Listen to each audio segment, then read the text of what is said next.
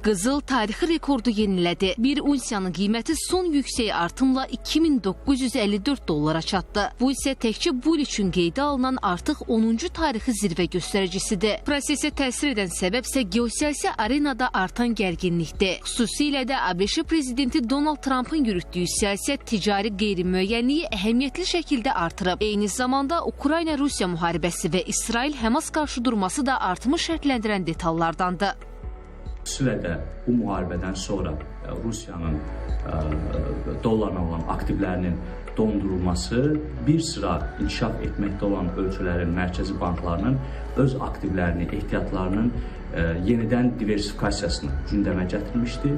Rusiya, Çin, Hindistan, Türkiyə kimi ölkələrin mərkəzi bankları artıq daha çox qızıl almaqdadılar. Bu da dünya üzərində qızıl tələbinin artmasına və qızıl qiymətlərinin yüksəlməsinə təsir göstərən amillərdir. Dünyada, o cümlədən birjada dəyişiklik nəticəsində qızılın bahalaşması birbaşa sərgərlik məmulatlarının dəyərinə təsir göstərir. İndiki məqamda tarixi rekord göstəricinin qeydə alınmasından dolayı ölkəmizdə qiymətli metal satışında qiymət artımı müşahidə edilir. Satıcılarsa bu səbəblə yanaşı qarşıdan gələn özəl günün də prosesə təsir etdiyi qənaətindədirlər. 585 əyar bugünkü gündə qızıl qiymətləri qalxa-qalxa gedir.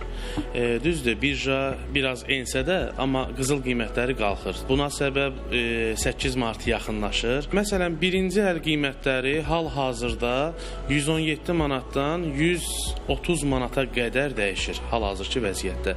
Amma ikinci əl qiymətləri bugünkü gün 100 manatdan 110 manata qədər dəyişir.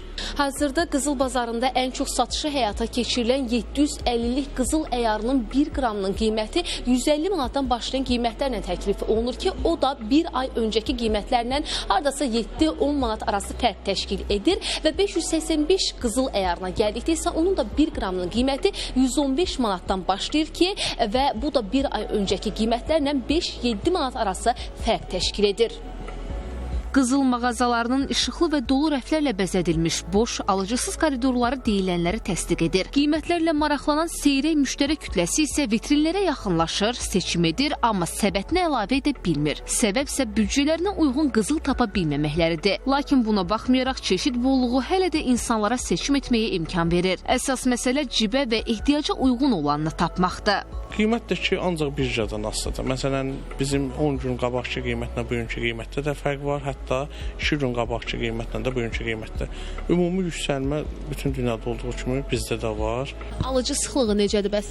Alıcı sıxlığı bu dəqiqə çox azdır. Tələbat, yəni təmiz olsa da, yəni bu dəqiqə türk qızılından, 585 türk qızılından istehsalına yəni tələbat var. 750 əyar bahadır deyə, yüksək qiymət deyə çox azdır satış. Mülayimdir.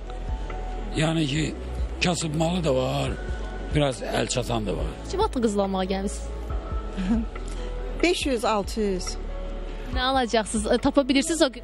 Uşaq üçün kulon alacaq. Tapa bilirsiniz o qiymət? Tapa bilirik, çoxdur. Bahalısı da var. Ülkelerin merkez bankaları da bu siyasi ve ekonomik belirsizlik ortamında altına yatırım yapmaktadırlar. Siyasi ve ekonomik tartışmalar devam ettiği sürece merkez bankaları ve bireysel yatırımcılar altın almaya devam edecektir.